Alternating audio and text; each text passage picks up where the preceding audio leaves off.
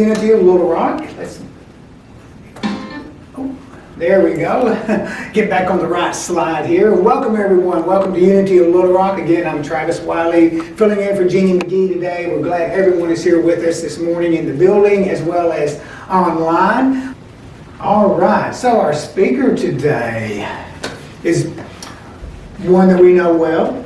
And I was thinking about our speaker the first time I heard her, and I guess it must have been 2010 maybe, I don't know, it's been a long time ago. I wasn't actually attending Unity on a regular basis at the time, but I came to visit one Sunday, and she happened to be the guest speaker, and I had never met Susan, I'd never heard her speak, but I remember that very first time I heard her speak, I thought, this woman has got it going on now. She is filled with the Spirit, and over the years, she has never failed to disappoint. So let's welcome Science of Mind practitioner and our dear friend here at Unity of Little Rock, Susan Julie Gonzalez. Susan, thank you. Oh, well, as always, it's wonderful to be at Unity of Little Rock. I love it here. I love it, genuinely love it here. I love everyone who's here, and going back to true to form, I welcome you with a good morning, good morning, good morning, ha ha ha ha ha. So join me with a ha ha ha ha ha, good morning. There for a minute, think life, the way life is going, it was like, okay, where's the laugh? There's the laughter. And it's always wonderful to ignite that inner joy with a little laughter, no matter what is happening. And it's not that we bring laughter in because there's something funny. It's to change what's going on inside, just like what's gratitude got to do with it, right? Travis sent me a text message the other day, and it says, do you have the title of your talk? And I'm like, what's gratitude got to do with it, right? That song, Tina Turner song, what's love got to do with it? What's laughter got to do with it, right? What's gratitude got to do with it? And what is gratitude? What is it? Well, I looked it up in the dictionary. You're going to tell us, right? I'm going to tell you. So according to Merriam-Webster, gratitude is the state or quality of being grateful or thankful, a warm and friendly feeling in response to a favor or favors received, a feeling of appreciation. And as I was doing a little bit of research and looking online to see gratitude, what kept coming up was be thankful, right? Give thanks, give thanks, give thanks. And as I was reviewing, my internet wasn't working when Russ was doing the talk on the thank you part of the Ho'oponopono that Unity had presented in October. Russ said something in there that was phenomenal. And it just carried on to what I have been contemplating for the last few months of the Lord's Prayer. As you know, Jeannie and I did a tag team on the Lord's Prayer in September during the month of prayer. And Russ said that he had that superpower, right? That superpower.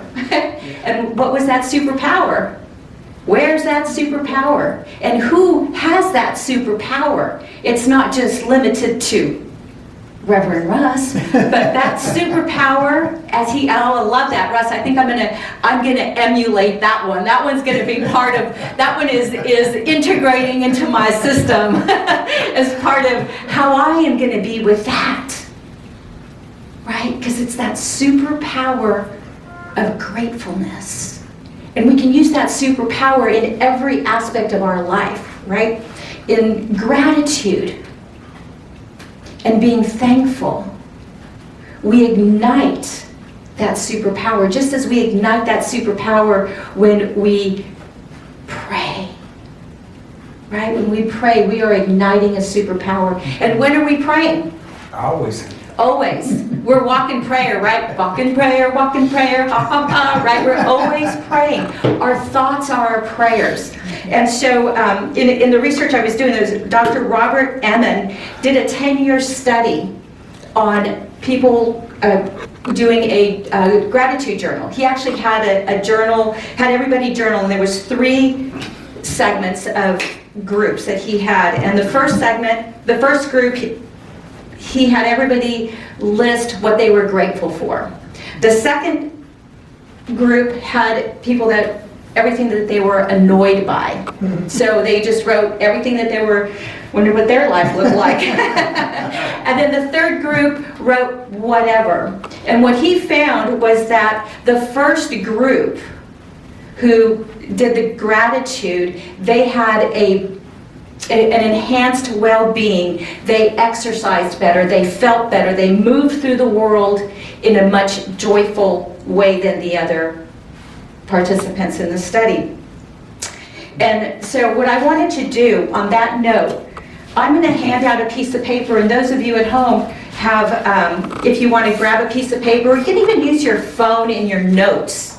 And I'm going to suggest that you use the phone when you think of things that are really powerful to be grateful about when you're in the world running around and, oh, I want to write this down. I just saw this person, I was thinking about them, and I am grateful that I saw them. This is a manifestation, right? When we think about something and it shows up in our lives, that's actually a manifestation, right? We manifested this. The vibrational tone of what we were being called that forth into our lives. And who knows, maybe they were thinking about us as well. Here we go. Put my notes down. And sometimes it's difficult to prime the pump on what you're grateful for, right? And so there was 3 segments that people, places, and things you can write down. Write down what you're grateful for. So you can take a moment and just write down a couple things, but on this piece of paper, I just thought it would be good to prime the pump for your weekly gratitude notes that we're going to be bringing to Unity. And just what you're grateful for, write what you're grateful for. And every morning, start your day with a list of what you're grateful for.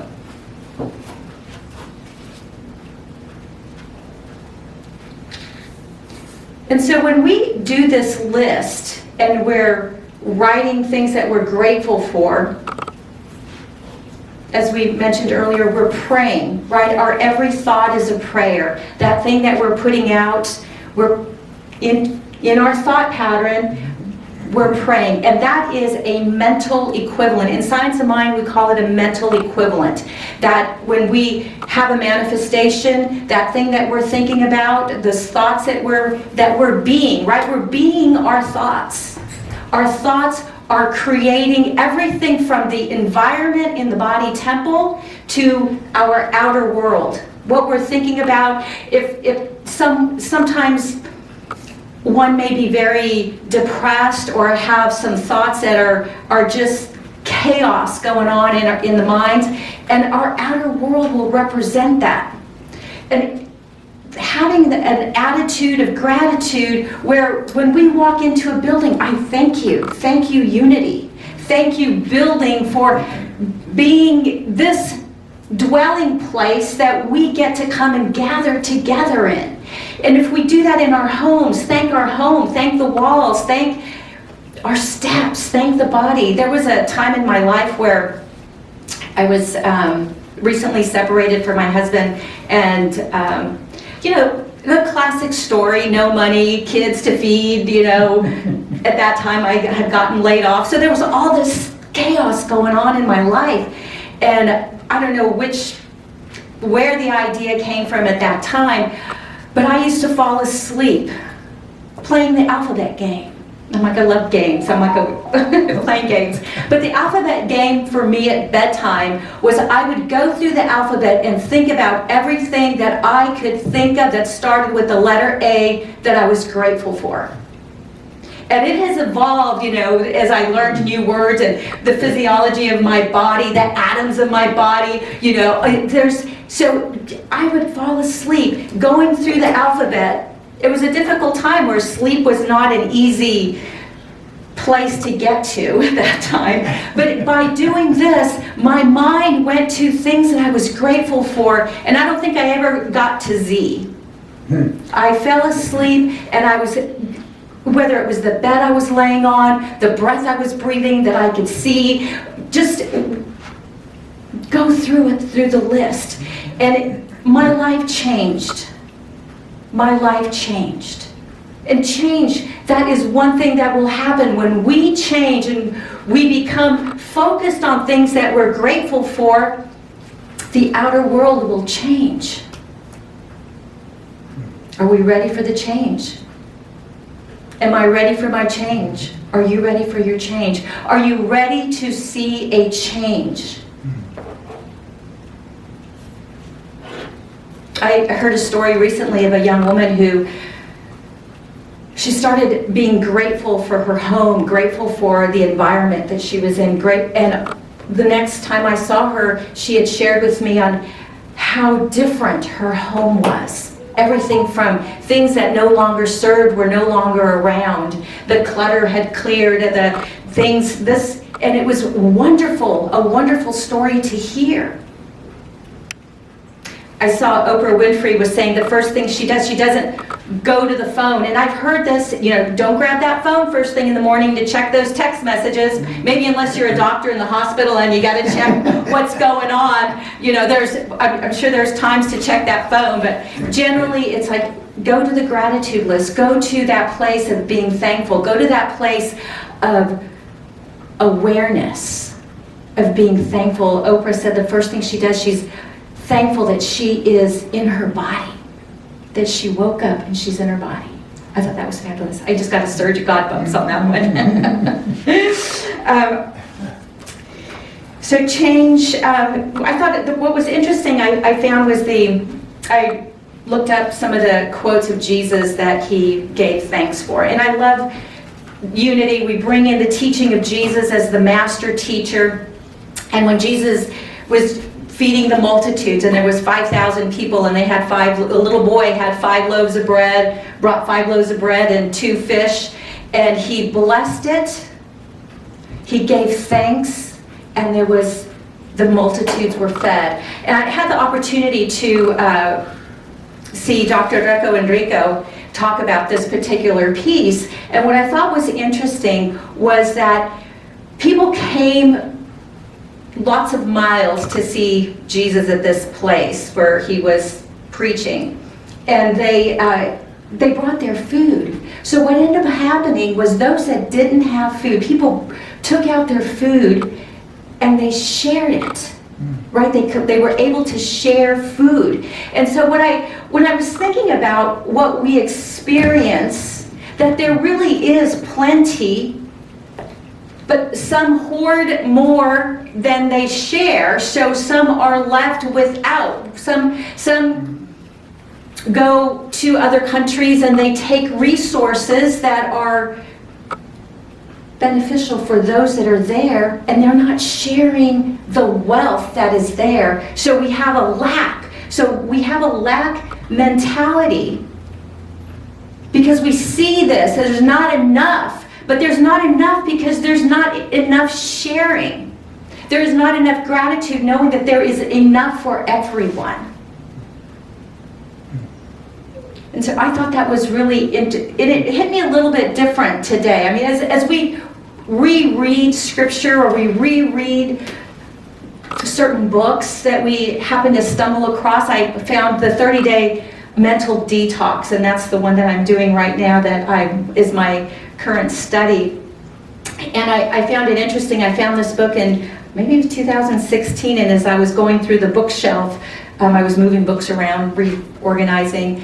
I found this book and I thought, oh, this would be a good one. I thought, wow, what a great time to clear my mind in this month of November, getting everything ready. And so December, I'm not scrambling to like make my changes, and January will come in and we'll revisit that book. I'm going to plan on doing a study on that book, and I think it's a fabulous thing to do, is to detox our minds of those things that we no longer want to do and replace them with the gratitude.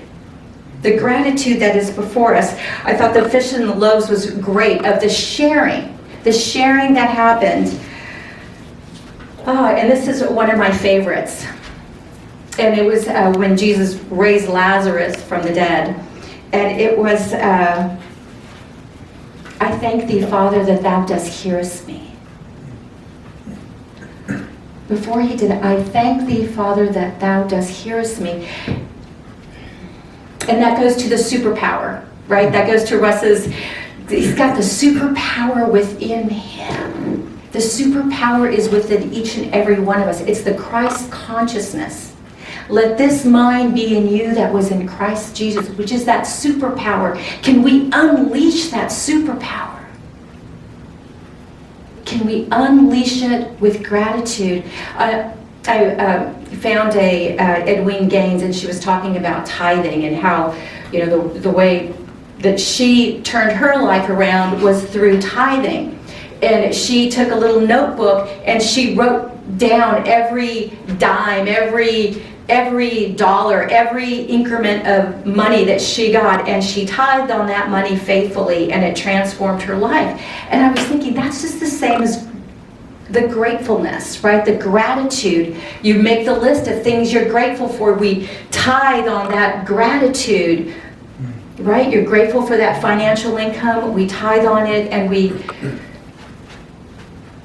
have faith that the storehouse is full for the divine work. And so I don't know if that picture didn't come, I guess that picture's not up of the tree. The tree root. So I had sent this,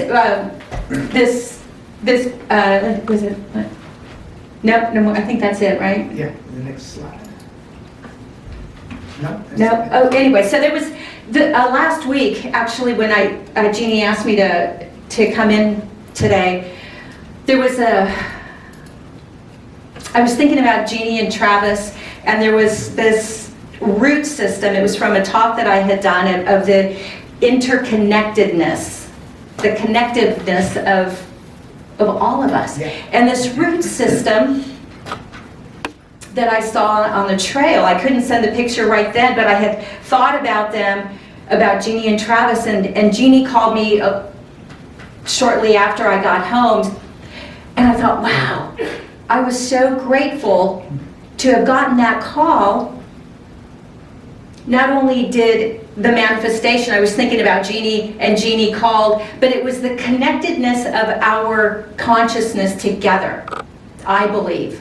That the connectedness of being in unity, no pun intended, unity, in the one mind, in knowing and trusting this presence is always there. One of the things that I was thinking about that is a hindrance to gratitude.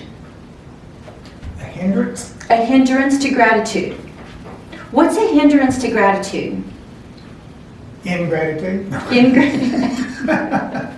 ingrate is unforgiveness.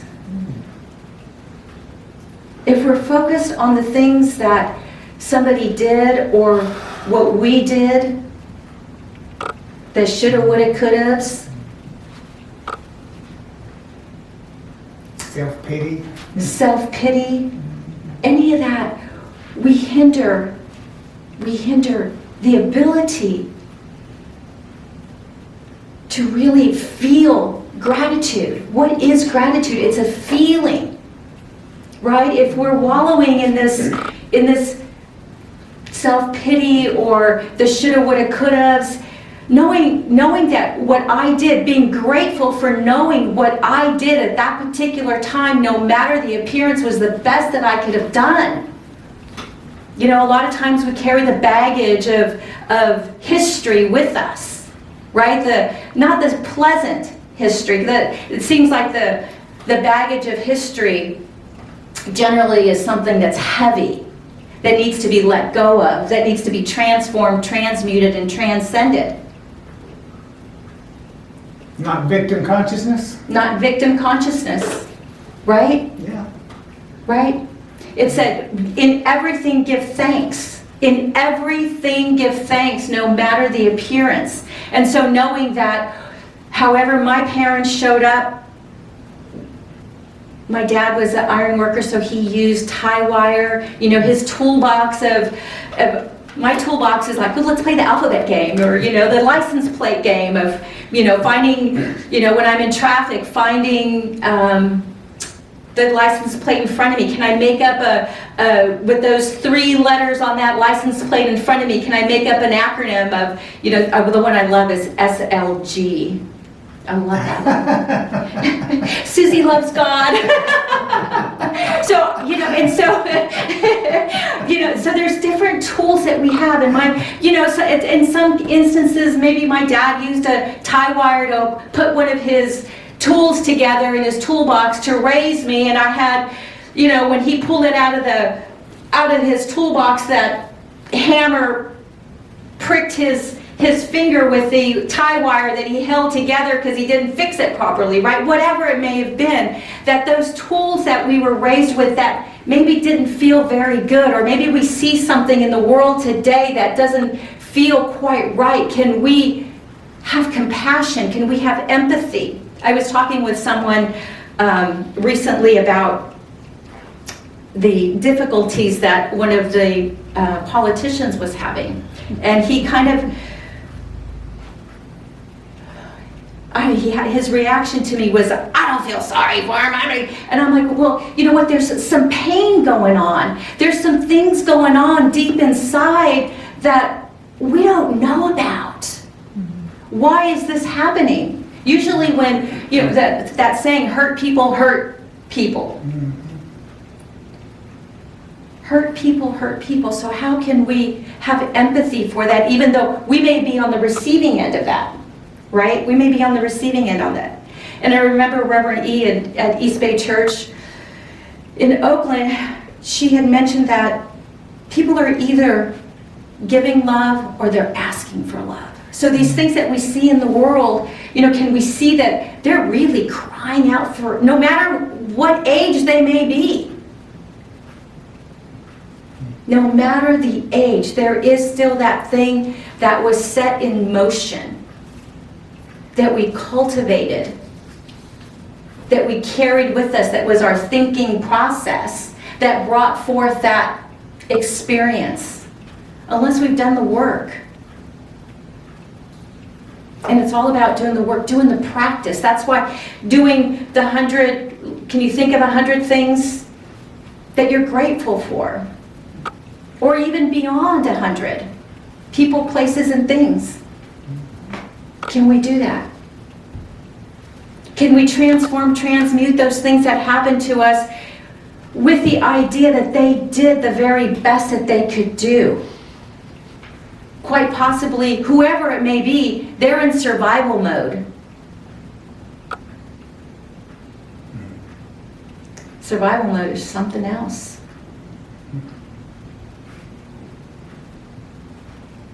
Can you be grateful for survival mode? Well, it's better than the alternative. You're surviving. You may not be thriving, but you're surviving. Right? That's right. You're still... So how do we teach gratitude? How do we teach gratitude? By example? By example? Yeah. But gratitude's a feeling tone. And so I was having a conversation with a friend of mine about gratitude, and the teaching of gratitude came up. How do we teach it? And I was watching, and even in my own, well, say thank you, in my own experience, you know, somebody gives a child something and they, okay, say thank you. What do you say? Thank you. Well, but what does that mean? What does that mean? How do we teach it? How do we become it? How do we be grateful? Right? How do we become that vibrational tone? And so this is a new thought. No, not another pun, but a thought that I had today was, what if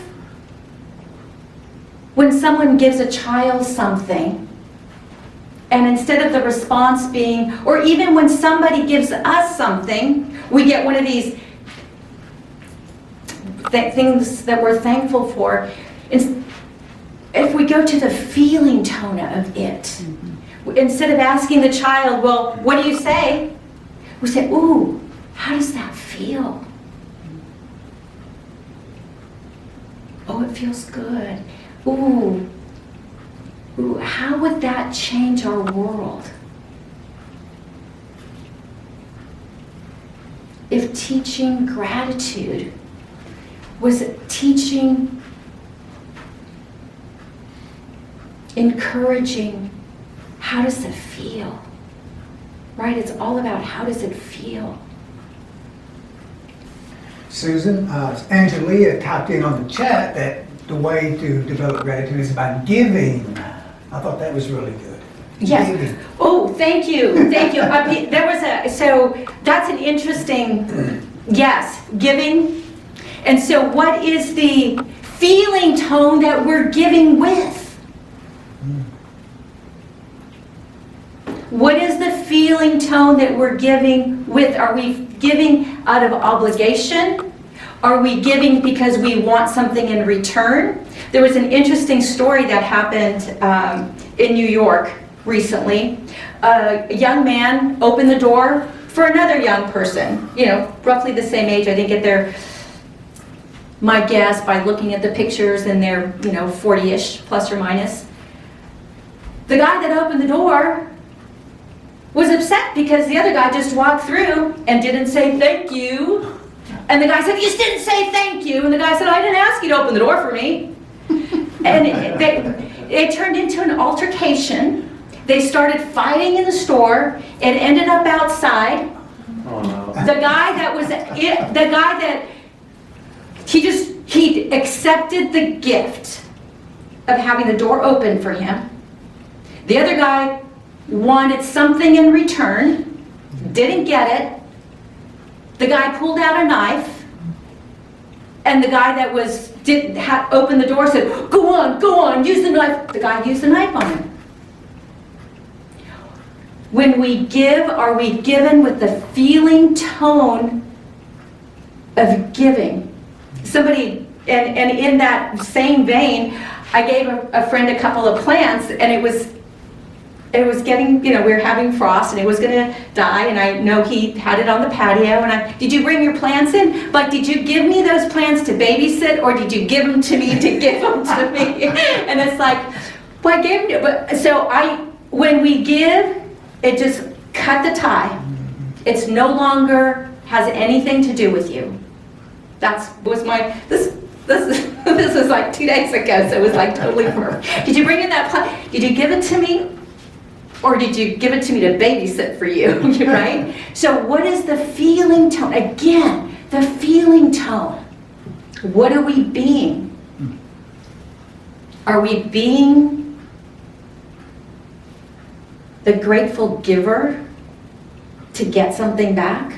Even in our tithing, we're opening ourselves up.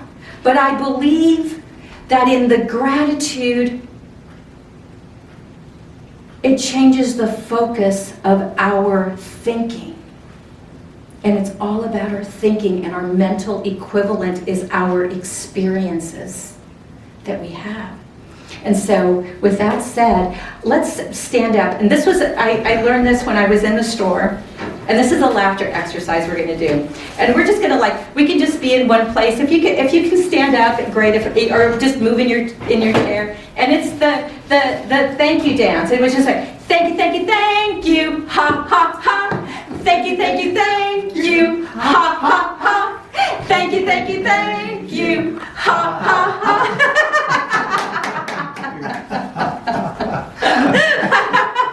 Thank you. Go ahead and have a seat. But that's that there was this woman who bought some product that I was selling, and she literally I shared with her a little bit of laughter, and she was going through the store with it. Thank you, ha, ha, ha. We did it was try that. When you see something, you receive something, you're grateful for something, up-level that vibrational tone, that feeling, with a little laughter. And just see if that gives it a little bit. And so I'm going to close with I'm going to do a meditation. But before I do the meditation, I want us to do our wonderful, wonderful me. We haven't done that in a little while. Yay. Okay, so let's go ahead and give ourselves a hug. And this was really inspired by Unity of Little Rock. All the pieces came together here.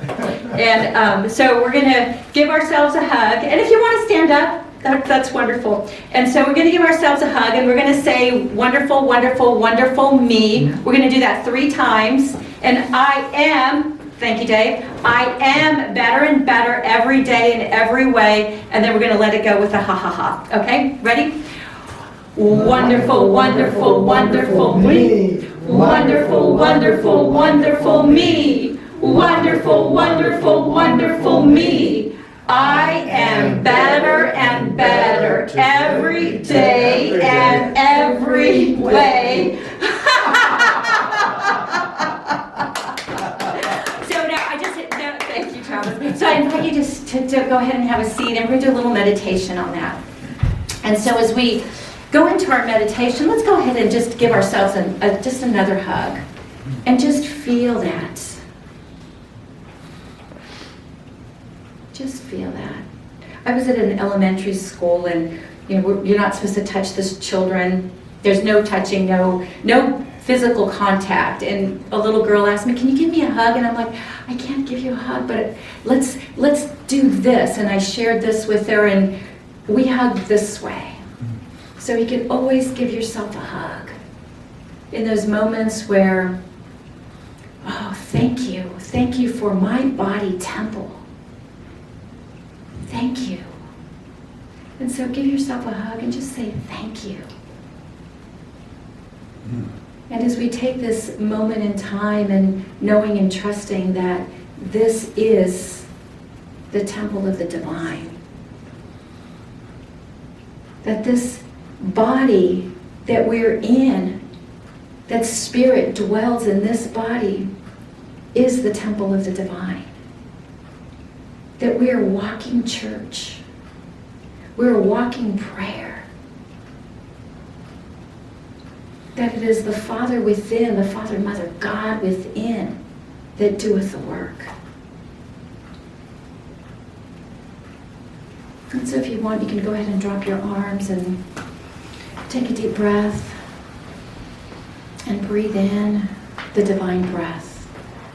And knowing that and trusting that this power, this presence, this thing that is breathing each and every one of us, that we are divinely connected, that we are one, that there is absolutely no separation, that this breath of life that we're breathing is a tool that I use to know that I am divinely connected to every single person that I think about, no matter the appearance, no matter what I think about them, no matter how I feel, good, bad, or indifferent, no matter what's going on in the world, I am connected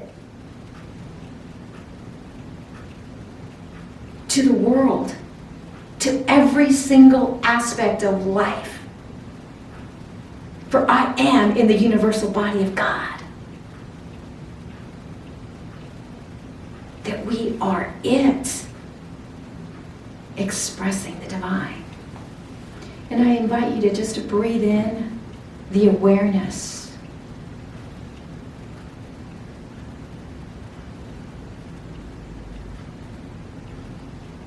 That you're it.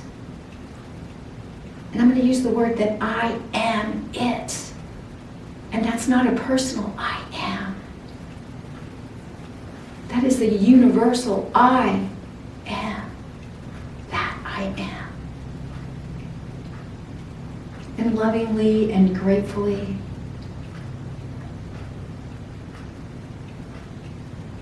I am aware that that which is in me is in all, through all, as all.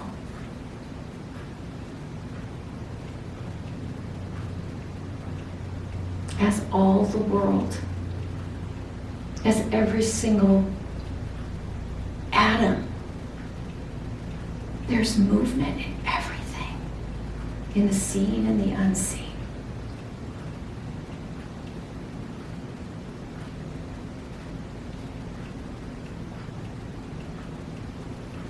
And knowing and trusting this power, this presence, with the breath of life that I am.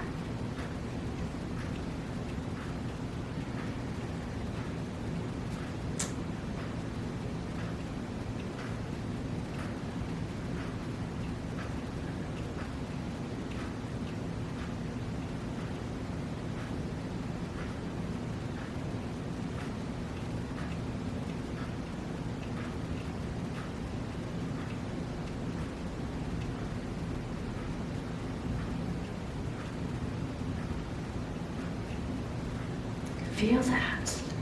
Feel that power and that presence, that superpower. That is the feeling tone of gratitude, of love. What is gratitude? It all boils down to love.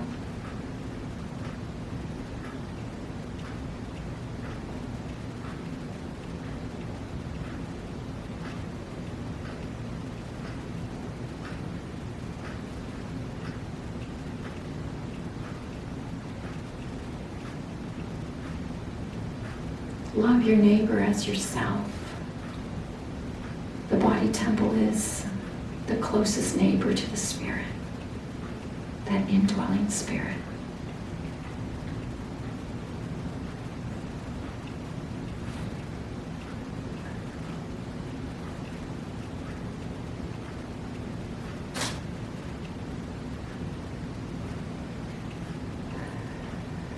I invite you to take a deep breath. And exhale. And take another deep breath together.